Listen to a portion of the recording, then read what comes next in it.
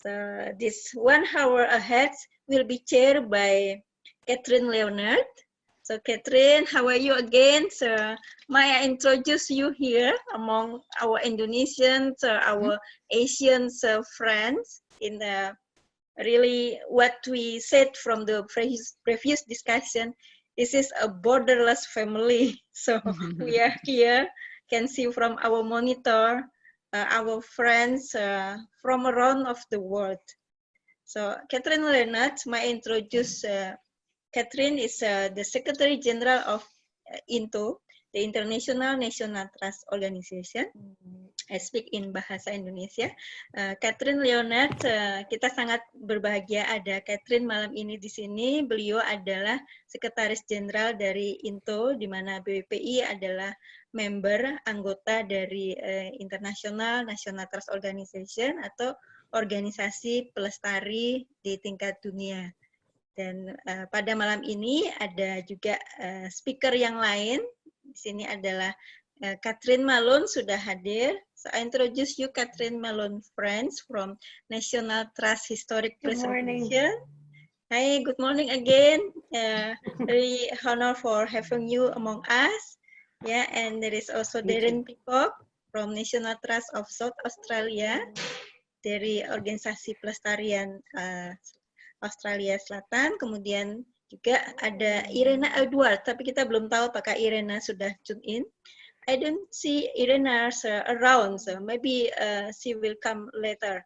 So for this session, I will give the time to Katherine to chair this session. Please, Katherine, the time is yours. Oh, thank you so much. And good morning, good afternoon, good evening, everyone. Thank you, Ibu Ari, for inviting us to be part of your wonderful World Heritage Day online initiative. And what could be a better theme for us today than shared cultures, shared heritage, and shared responsibility?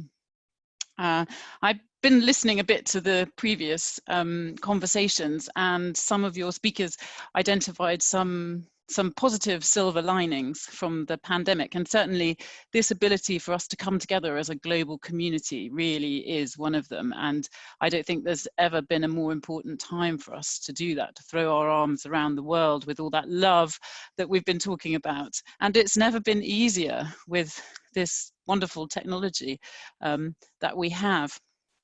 So INTO members, as many of you will know, mostly look after tangible heritage sites and have a business model that monetizes heritage. So it was particularly interesting listening to the last panel, interesting and humbling actually, to hear what was said about sustainability, about heritage and tourism, the importance of education, and your thoughts around intangible heritage.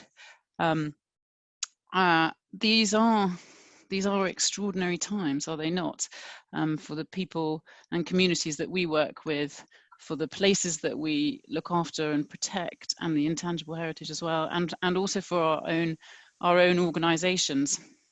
I'm delighted that we've got Katherine Malone France with us today. And you've introduced everybody, haven't you, Ari? So Katherine Malone France from US National Trust for Historic Preservation. Darren, and I'm hoping we've got Irena somewhere. Has she joined us? She's here, brilliant. So we have Irena as well from the Czech National Trust. And what we thought we'd do is have a little bit of a conversation. I didn't hear the beginning of the last panel, so I'm not sure how you kicked it off, Ari, but we thought we'd chat very informally. These are the times for improvisation, aren't they? No doubt I'll have a child wandering in behind me at some point, or an animal, but we're all getting used to that, aren't we? Seeing inside each other's lives, which actually really brings us closer together in a way that I think is really wonderful. So I'm going to kick off with a question for Katherine on how Corona is impacting on your organisation, the National Trust for Historic Preservation, and how you're managing the current challenges. Sure. Thank you, Catherine. I hope everybody can hear me. And first of all, I just want to thank Ari and BPPI for putting this on for World Heritage Day, pulling it together so beautifully and so quickly. I'm really honored to get to see everybody today. You know, like so many heritage organizations, Catherine, as you said, you know, we own and operate historic sites that are normally open to the public. So I guess the most tangible impact for us is that all those places are closed, and for the most part, all their staffs are working from home. We have, you know, minimal people at our properties, just making sure that things are safe and secure, buildings and landscapes and things like that. The rest of the National Trust staff is working remotely, which again, as you said, has been an interesting experience. But in some ways, I think it's brought us closer together. I've learned that my colleagues, that artwork on the wall behind them is a painting they did. You know, I mean, we think about our own collections of things that we save as a heritage organization, but we all have our individual collections too. And it's been really interesting to get to know people like that.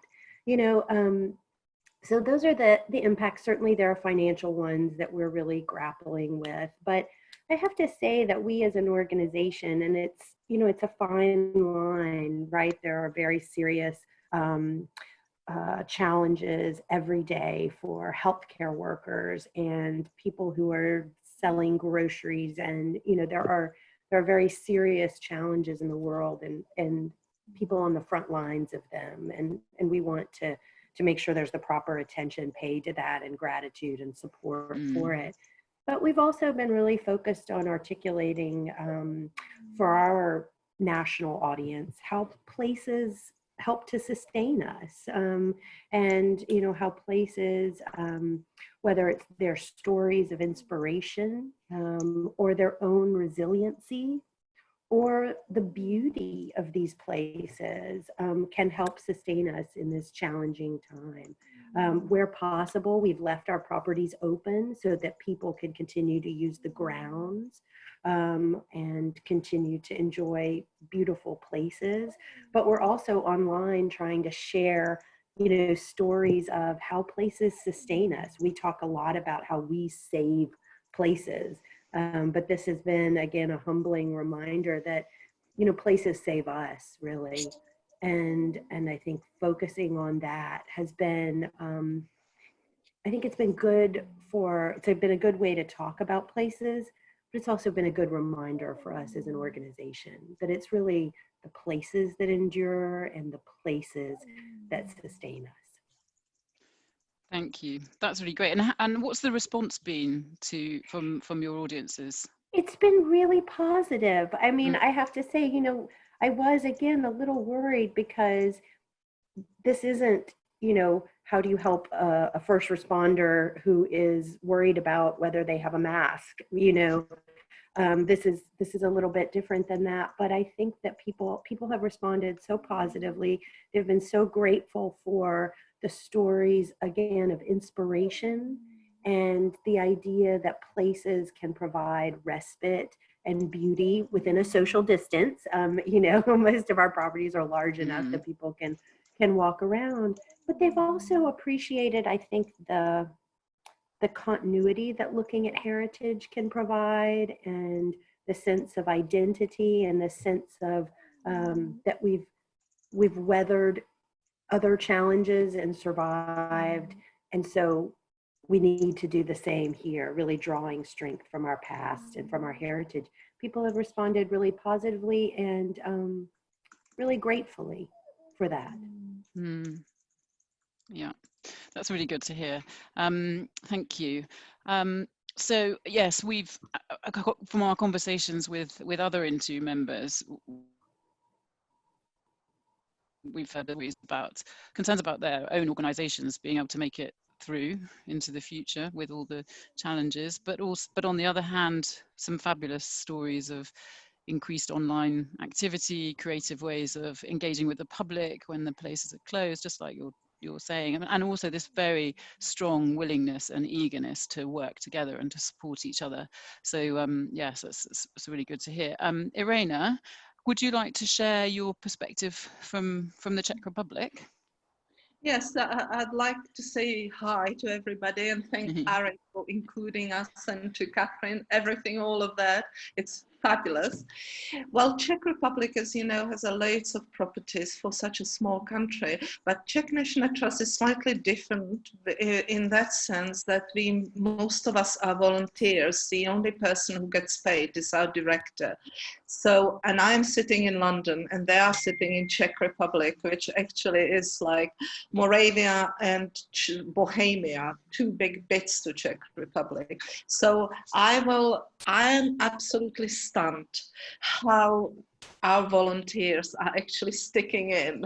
And I spoke to our director, sort of mildly insinuating that at some point we may run out of money for her. And she just said, well, it's all right, so I will just carry on like rest of you. So it was so warming. So I'm very pleased. And I'm saying, like Katherine said, that what is very important, not to leave the members of INTO isolated. It's very important we share stories which are sort of stories of resilience and reminder that better times will come. As an example, our one of the founding members and member of our supervisory board runs UNESCO Chateau, one of the largest in Europe. And the chateau is obviously shut on demand by the government, but they left the garden open and produced a system whereby as many as possible people can come in and enjoy the UNESCO gardens, which are vast. It's very, very good. Then, for example, one of our members, our business director, she did a little clip with mask on of the chateau we are supporting. It's the Eroshmital, which we are supporting the restoration. And this clip got 7,500 clicks on Facebook. That's like 10 times, 20 times more than any of our individual other things. So I can see that people are looking actually actively to engage in something uplifting. And I think heritage is one of those things. So this is where I see our opportunity, because I see this coronavirus actually as awful as it is and as badly as it will influence like money we will be getting and support from any state institutions. I see it as a sort of like engaging more people with the essentials. And I think that heritage is essential. For lots of people, it becomes essential because it's it's something which is actually out there, beautiful and meaningful. So that's I think that is all what I wanted to kick off with. Thank you. That's really good to hear. I'm interested particularly about the UNESCO Chateau, the World Heritage Site, particularly as it's World Heritage Day today, and the fact that they've left the garden open and allowing as many people in as possible. And how's that working with sort of social distancing and making, because I think when the National Trust here in the UK kept its gardens open, they were overrun with people and they had to close down eventually. How are they managing? Well, they have, in a moment, they have basically used their staff to police it and found a system. And people are let in only when they have masks, if they have gloves on, and there's a certain amount of people. And they are sort of like, as far as I know, there's a sort of like a guards all over the garden who police what is happening. And when a certain section looks overrun, then they would let more people in. It's sort of like using the people for basically redeploying them in trying to keep some of the UNESCO property open. Mm. In a moment it works, but like everywhere in Czech Republic is a huge lack of PPE kit, proper one. So people are making their own masks at home and using sort of like Hoover sort of linings to put it into them. But at present, Czech Republic is not that badly affected. I think partially because it used to be a communist country. So when the government says something, everybody does it. While in a democratic country, if you tell people, you know, that they can't do something, they start digging holes into it and start thinking how they could go around it, or just plainly ignore it altogether. So that, in that respect, probably the communist past is helping us a little bit to helping Czech Republic to actually avoid the huge amounts of deaths which are in other countries like Italy or UK, which is heading out there to stratospheric heights, worse than Italy. So yeah, so that is what here, I would say one more thing with this throwback to communist times. The huge fear in my country, in Czech Republic, is that the government, having gained these wonderful restrictive freedoms, wouldn't want to let go afterwards. And that is something which probably is an experience. And that is something which probably in a democratic country doesn't rank so high, because nobody would think that democracy will not return. Well, yeah, if you read Orwell or anybody like that, if you see examples in various countries, it is something which I would put down as an area where we should all watch. Yeah, well, that's sobering, isn't it? But I'm just going back to the garden. I think it's really interesting, that experience, and as our properties in the rest of the Into family are sort of reopening to the public well, as they will do in the future, perhaps learning from the experience at Conservationists would be quite useful for them to sort of look at, you know, those sort of things that have been implemented there. So thank you for that. So I'm going to move on to Darren now, who is the CEO of the National Trust of South Australia. Darren, can you tell us your perspective from Australia and what the risks are to heritage at this time of Corona, and how you're managing them there in Australia? Sure. Thank you, Katherine, and thank you, Ari, for the invitation. It's great to be part of this amazing event. Look, in Australia, we're actually being quite fortunate as far as the virus goes. It hasn't really had the same devastating impact from a health point of view that it's had elsewhere. So we feel very fortunate, and we certainly feel for all the other countries that maybe haven't been so fortunate. In terms of our heritage places, we've closed all of our sites except our nature reserve. So all of our buildings are closed. So that really cuts off a lot of our connection with the public. So the big problem for us is really, how do you maintain a relationship with the public? And like everyone else, we're trying digital ways to do that. And I think it's actually creating quite a few more innovative ways of creating contact with people. So some of the digital things we've done have changed. We've reused some of our digital material. We've encouraged people to use our digital material differently. In Australia, people have some restrictions on travel. So what we're encouraging people to do is to explore the local area. So in a way, we're becoming hyper-local, because you're not allowed in some cases to even travel between states, and you're being encouraged to stay at home, but also you're allowed to go outside. So the idea of actually being outside, going out into nature, and going out and doing heritage walks. We have a mobile app for our main city with a whole range of self-guided walking trails. So we're encouraging people to use those and get out there and explore heritage from the outside.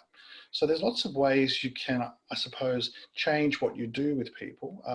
We've noticed there's a lot more responses to our online communications. Our electronic newsletters have had much higher kind of open rate and click-through rate. So I think that's a good way to stay in touch.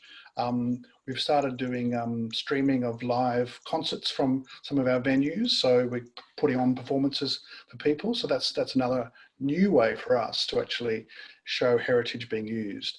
So there's those new things that are happening. I think in terms of what happens next, I think that's the question everyone's asking. We've been through, if you like, the first part of the storm.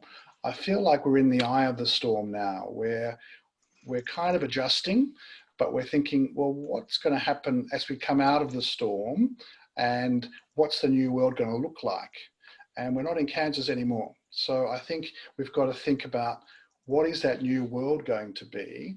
There's a transition period back into a changed world, but really the longer term impacts are really what's troubling our thinking at the moment. How much is the world going to change economically? Obviously tourism is going to be totally transformed. So all the things we've thought about tourism, and I was really interested in listening to the earlier discussion, just how for Bali, for example, tourism, will have to be something different. And I think the opportunity in that is really a lot more domestic tourism.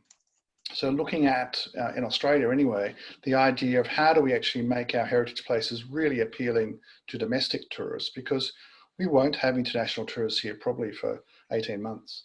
So there's those interesting opportunities, but I do think we are in the middle of an amazing transformation, and it's a process of hopefully creative destruction. So we need to look at, what do we want to create? What are we happy to let be destroyed, and work out how we come out the other side. I think that's a starting point anyway, Katherine. Yeah, great. No, thank you, Darren. It's interesting because the earlier panel did also talk about that, our need to touch things and to be physically in contact with our heritage, and how different those sort of virtual visits were. But you're quite right, it's, we are going to have to, the new normal is going to be very different.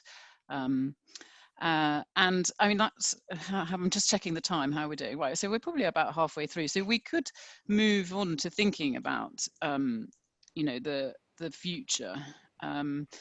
We've had, in our discussions with into member organizations, we've seen evidence, and this is echoed in the previous panel as well, of deeper links between the pandemic, sort of emphasizing those deeper links between culture and education. So with all the online resources that are being shared, that are to help parents to educate their children at home, that's really playing to our favor. There's that real increased recognition of the role of culture in society and well-being that Katherine was talking about, the place, the importance of places sustaining us, and an increased trust, I think, in cultural institutions across the world.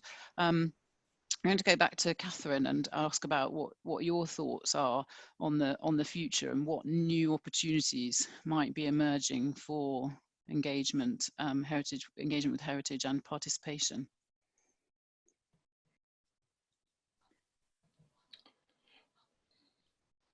Katherine? You need to unmute Katherine. Is muted because she speaks.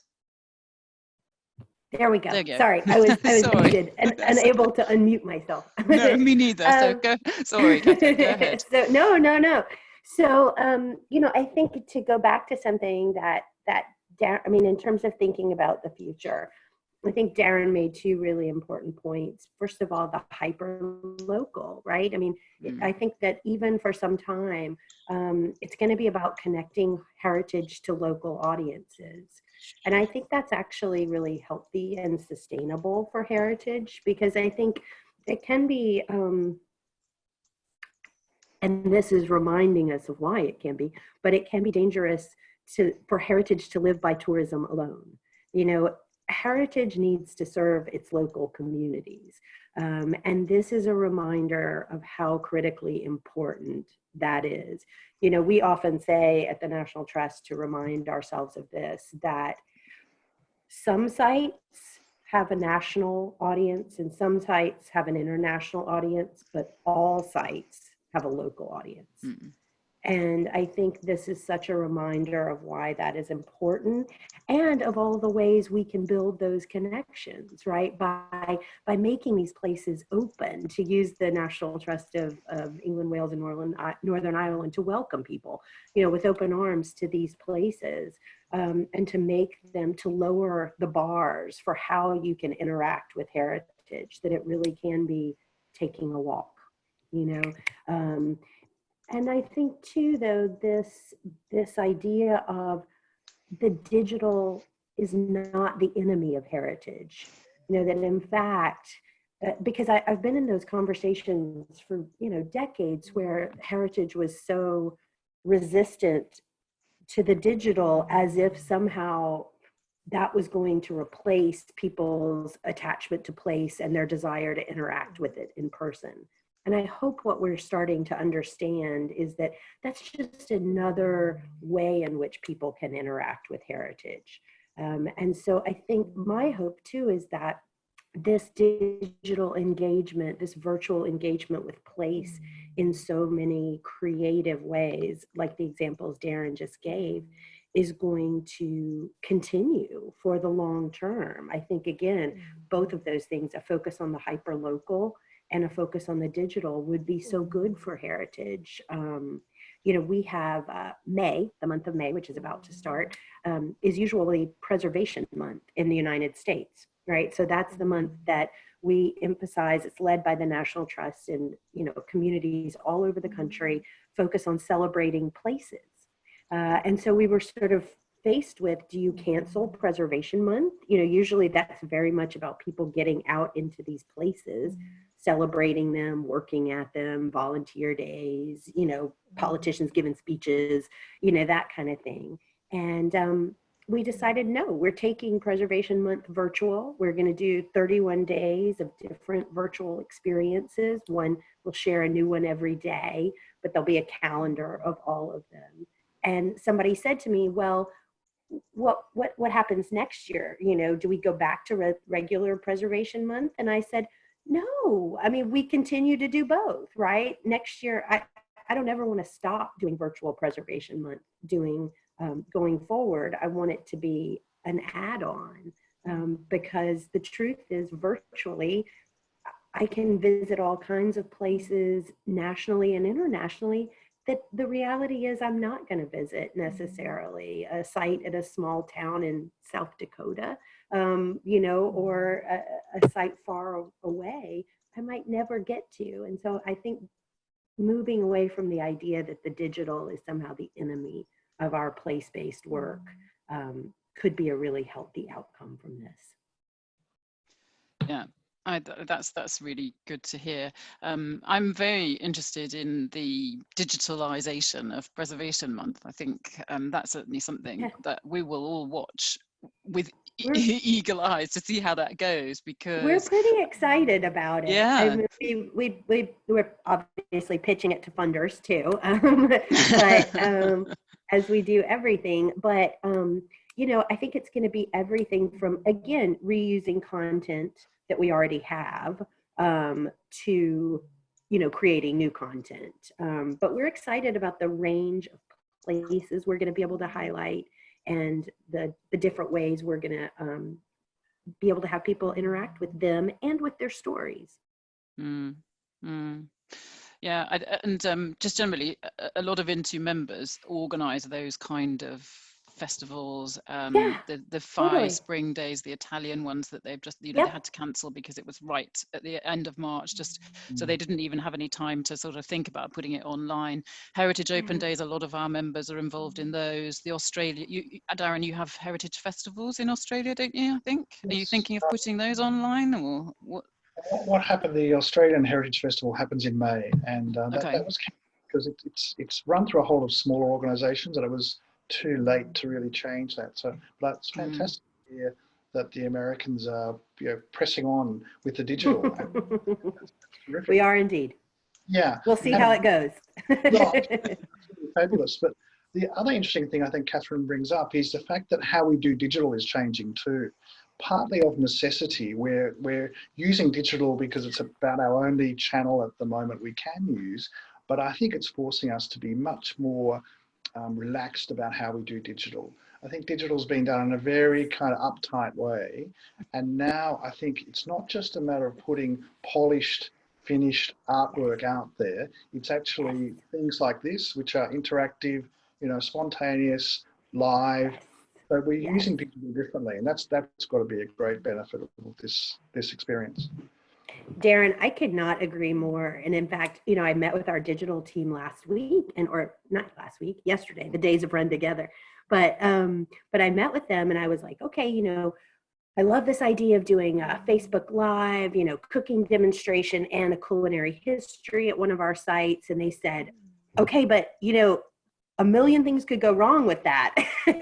and, you know, it's not going to be polished at all. And I said, okay, you know, I think there is an authenticity to, you know, and that's such a buzzword, right? Even in the digital, how do you create authenticity? And I think you're absolutely right, Darren. You create it by letting things be what they're going to be, by making sure your digital products aren't too polished. And just like, as you said, just like this. And I think you're right. If we would let our digital be, you know, a little looser, I think what you create in the end is something more authentic and something more engaging. Yeah, and more truer accessible to the place. Yeah, absolutely. Yeah. It's actually, if I may say, really interesting to listen to Katherine and to Darren, that even you have a slight sort of like line of we ought not to see virtual and digital as an enemy. When I was checking with everybody in Czech Republic, that's exactly how they see it. They see it as another way how like shut the people into some sort of, you know, non-democratic like a box from which they can't touch or do anything and restrict them. So this is really interesting, and this is one of the ways how I see you, like Big National Trust, can show the way, because I think this is one of the things which we will all have to learn, how to find innovative ways to connect with our audiences, and this is definitely a no-brainer this way. The other thing is that, which I strongly suspect we will have to all address, is to mitigate to loss of income from tourism and from visiting, because especially my colleague who runs the UNESCO Chateau, he said his income in last, because they of course would have opened by now, that their income is down 60%, and they are looking how to mitigate that. And that's another question where I think that we need to all to put our thinking caps on how we will mitigate that. Yes, I mean we've been hearing quite a lot of that. Obviously, it hit so many of our member organisations just as the start of their seasons, and you know, the spring and the early summer really is the time which everybody's gearing up to all year round for us in the Northern Hemisphere, and so there's been a big impact on finances, on memberships. You know, a lot of memberships are sold face to face when they come to other properties. Tickets, you know, sort of, yeah. I'm not sure we know the answers to that at the moment. I don't know. Is anybody monetizing their online content yet, or is that still sort of freely available to everybody? Catherine, how are you thinking about that? We are not yet. No. We're not. I mean, No. I think the returns would be so marginal. You know what I mean? I think they would be, that we feel like it's a public service at this point. That's not to say we are not very concerned and doing some really grim, you know, financial projections. But I think we feel like we'll have to raise the money elsewhere. But I do have to say, you know, we've been really heartened by conversations with our individual donors, our foundation donors, our members in general, that, you know, while some of them are reallocating some resources to the virus fight, you know, and some of them have said we might have a multi-million-dollar ask in front of them, and they've said scale it back because we need to put resources elsewhere. But we haven't had anybody say, don't come to us. You know, I think we're still continuing to see from funders and from other supporters that they still value the role of heritage and of people's connection to old places. I think we've been really heartened by that response. And then again, you know, some new funders who've said, or longtime funders who've said, what can you do in this situation to serve the public? And so that's actually how Virtual Preservation Month came about. The idea for it was a funder sort of challenging us to think about how we could serve our field and how we could serve the public. So I'm heartened by that, as challenging as the situation is financially. No, that's really good to hear. One thing that Irena touched on there really was about the value of international sort of connections and how we can work together as a community, which this fabulous webinar and World Heritage Day theme really is focused on. What sort of things could we do to be more actively supporting one another? It's great that all this online, and actually we've been doing that today through Into, is sharing our members' online virtual visits, so that people who love heritage in Italy can be exploring heritage sites in America and really sort of opening those doors. What other things do you think we could be doing as an Into family and a movement? Darren, I'll turn that over to you. Okay. Yeah, I think you're right. I think it is one of the key opportunities of this strange moment to work out what we have in common and how we can actually, I suppose, share resources, share ideas, and learn from experience. So I think being in close contact is really important. So I think we need to keep these conversations going, because it's quite a dynamic space. Like, what we're doing is changing every week. We don't know what's happening in terms of the restrictions on people's movement. We're trying to guess what's going to happen next.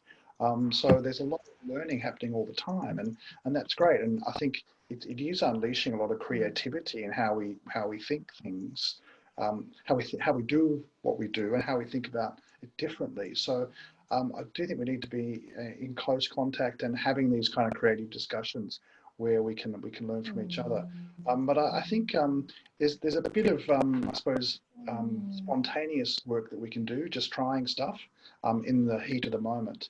But I think we've got to really face some of the hard realities that it's really going to change the nature of our world and the nature of heritage. But I think it's not all bad news. I think there are ways in which I think you can imagine people may well be more inclined to engage with heritage because it does actually present some stability in an uncertain world. So when you've got a lot of uncertainty, the things that people know and love and actually reflect the deep past or cultural intangible values are the things that people are probably going to want to attach to. So that's an opportunity. But I think we've got to perhaps really take the moment to be a lot more inclusive. I think this is the time to actually welcome in to all of our places people who may not have connected before. So there's a whole lot of those groups I think we'll be targeting in particular. Yeah, that's what I think as well. I'm very hopeful that will help us in a big way to gain new audiences. I really do. I think it's going to be, to Darren's point about how much this is changing, I think it's going to be really critical for us to share, and Katherine, you're already doing this, but even more in real time, to share best practices as we begin to reopen these properties. I think that's, we are already anticipating that that's going to happen in different regions of the United States in different ways.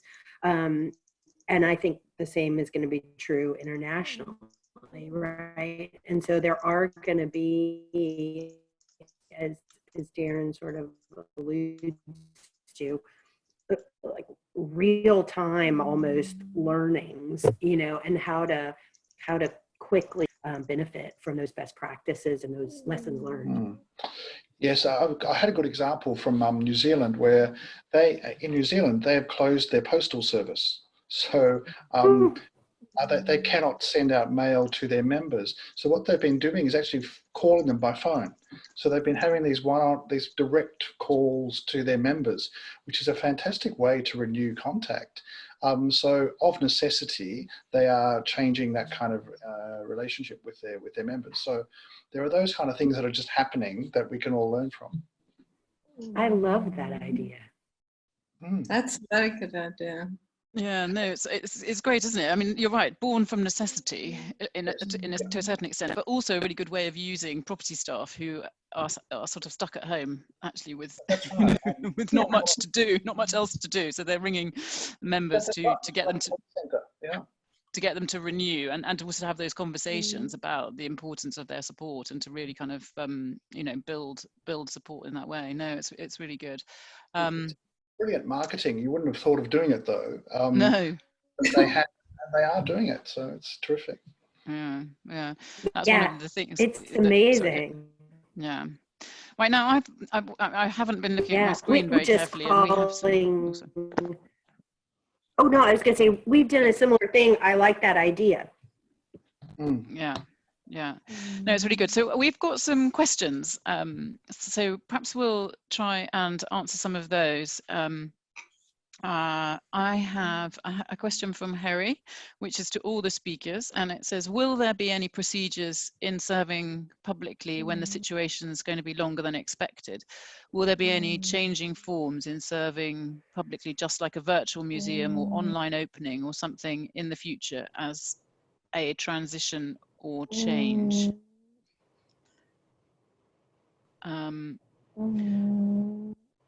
I think we've probably actually covered that a bit, haven't we? That we are going to continue to offer virtual experiences, and the digital will stay a really key part of our toolkit, alongside the actual visits to sites. And anybody want to chip in on that? Well said. Okay, I'll have a look at the other questions. I think what we're saying too is that it actually will become different, and the divide between the physical and the virtual will close, so that they will be much more intertwined. Well said. What was raised by the UNESCO team was that they will actually also need to deploy a lot of their employees to be able to take around way smaller groups of people. That it's probably an end of a large group visiting of properties. So that is what they are now applying their mind to, how they could actually take smaller groups with some sort of measure of distancing and you know, how to form a new rules for visiting, of maybe even sort of that you would have to book a day and book a time, like you have it sometimes in a museums when there is an exhibition which everybody wants to see. So it's opening a lots of new avenues like that. Yes, I think that's a good point. We had a call with Into members at the end of the week, must have been Thursday. Days, when you're working at home, days all seem to meld into one, don't they? I have no idea. We did talk about sort of what people were thinking about for reopening their sites to the public, and that sort of, yes, limiting numbers obviously was one of the things, and you know, having timed tickets that were bought in advance, which is not something that, well, we do. The National Trust here in the UK does do it for its more popular sites, but most people will sort of turn up you know, unexpectedly. So in fact, actually, and there's so many benefits for knowing how many people are going to come, because you can have the right number of staff and volunteers on site. But one of the other things, of course, that came up was that our properties rely on a mostly elderly volunteer cohort to open. And of course, they are the groups that are most at risk from corona. And so that was something that people were thinking about, having to rethink their volunteer kind of, and what the impact of corona would be on that. You know, another thing that's come up for us that I didn't quite expect, but we're getting this question from all over the country, is about deep cleaning of heritage sites in preparation for people coming back. And I think, you know, again, one of those things you didn't see coming, but feeling like we're going to need to provide some best practices on how in places with you know, sensitive architecture, sensitive collections, how to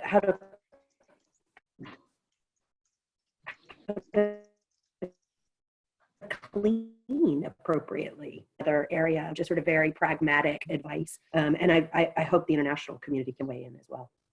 Yeah, so I was going to say I've certainly seen some advice from Historic England on that, so we can share that.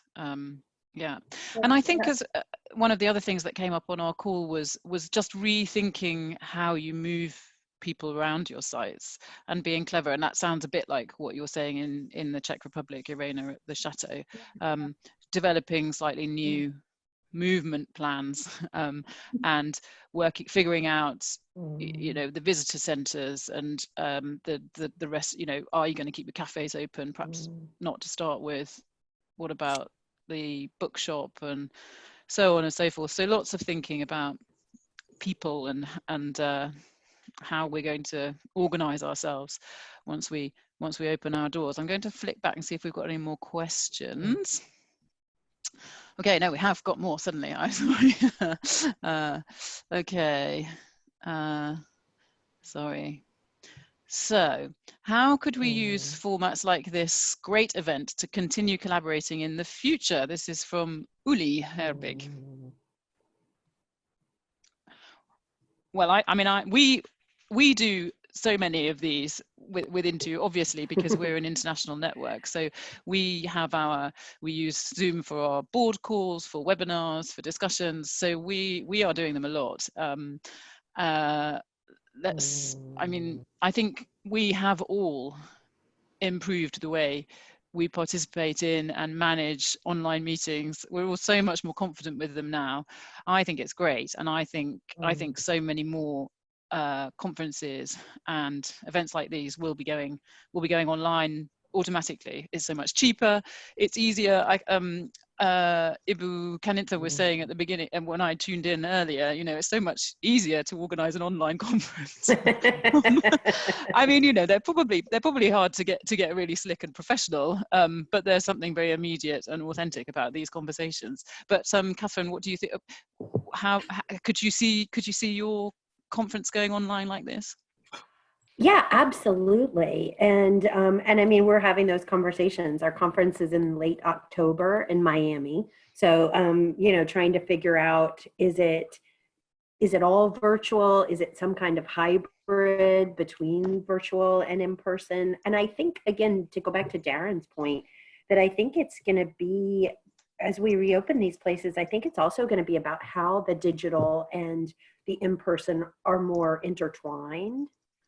So I think that's, I think that's going to be the key to some interpretation of heritage sites during a social distancing period, right? You may not move around a site in a big group, but you might move around it with a guide speaking to you on your cell phone. And so I think we're going to have a similar kind of intertwining around these gatherings, you know, and they may have an online aspect, they may have an in-person aspect, and they may have both intertwined. I mean, I love seeing Darren is obviously a Zoom expert, and he's got his background up, which I assume is one of his sites. I'm super jealous. Yes, it's very good. I have a poster from a show we made alone too, but it's nothing like what Darren is doing. So, I think again that kind of for gatherings like this, how do you intertwine in-person experiences and these digital conversations? Yeah. Yeah. Yes. No, it's great, and there are so many kind of opportunities that we can build on as an international heritage movement. Well, I think also people are being playful with these things too. Yes.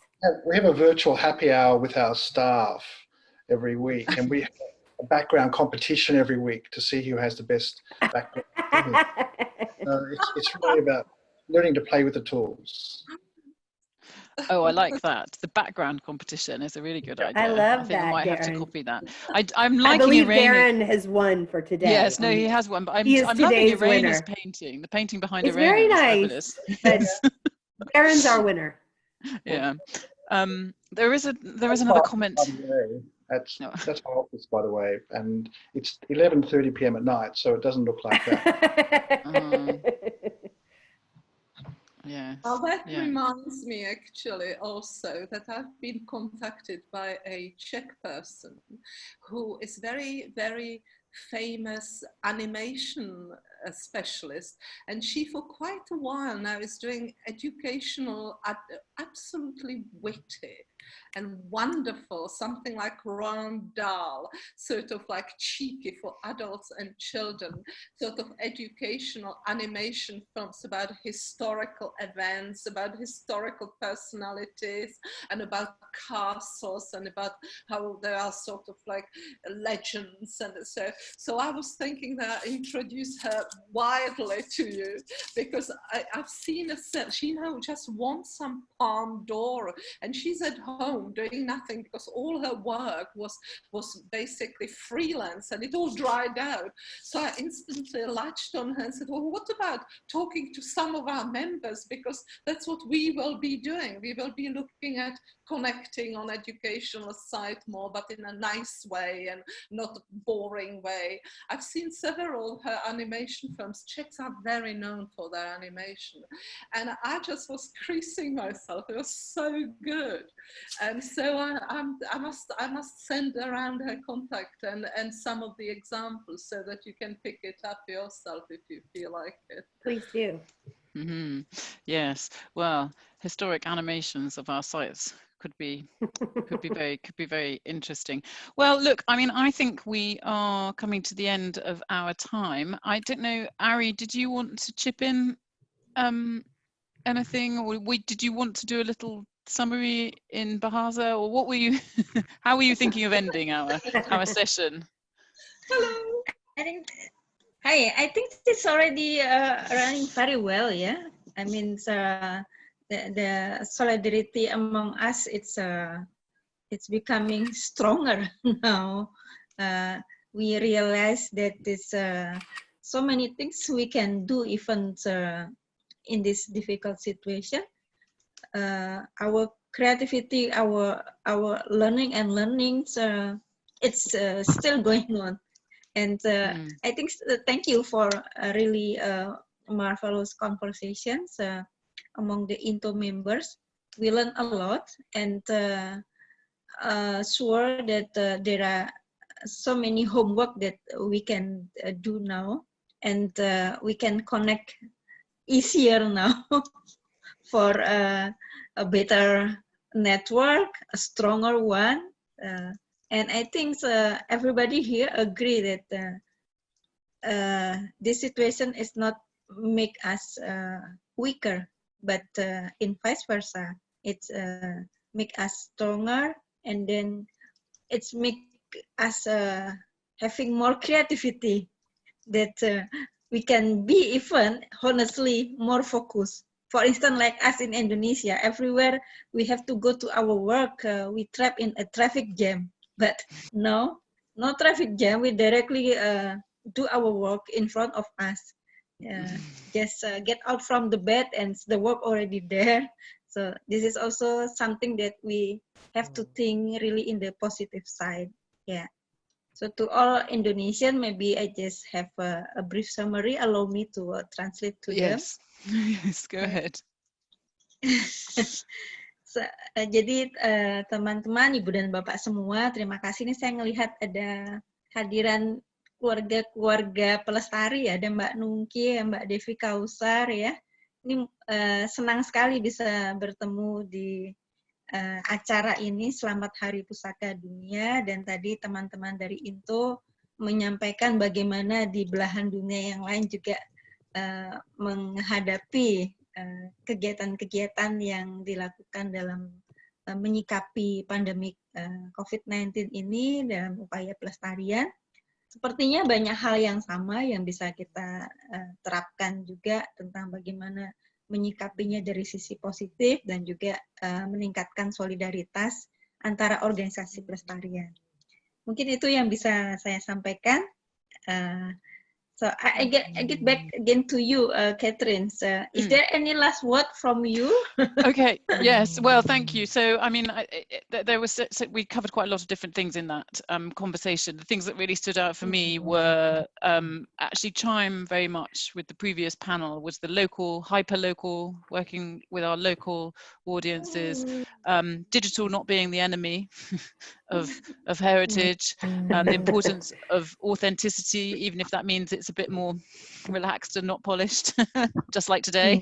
Or not, it's all been beautifully organized by BPPI, but yes, we're all a bit casual. And the importance of our international connections, working together, sharing ideas, resources, experiences particularly perhaps as we begin to open up again, because different countries will be doing that at different times. So there is a genuine opportunity to see what works in one country and share with another. I'm really interested in the digital Preservation Month in May from the US National Trust for Historic Preservation, and seeing how that works out, and sharing that with our members. As Katherine said, they're really, real-time learnings, yes, and just it's wonderful to be part. We felt very part of the BPPI family when we all came to Bali 3 years ago, yes. And so it's lovely to be reconnected with you all and our friends in Asia, and to feel that we're really throwing our arms wide open around the world and making everyone welcome. So thank you so much for inviting us to be part of this fabulous day, and congratulations on what looked like an incredible program throughout the day. You must be exhausted. But thanks so much, and do please keep in touch through Ari or with us directly at INTO. We're very happy to carry on talking about these issues and working with you if we can. So thanks very much, everyone.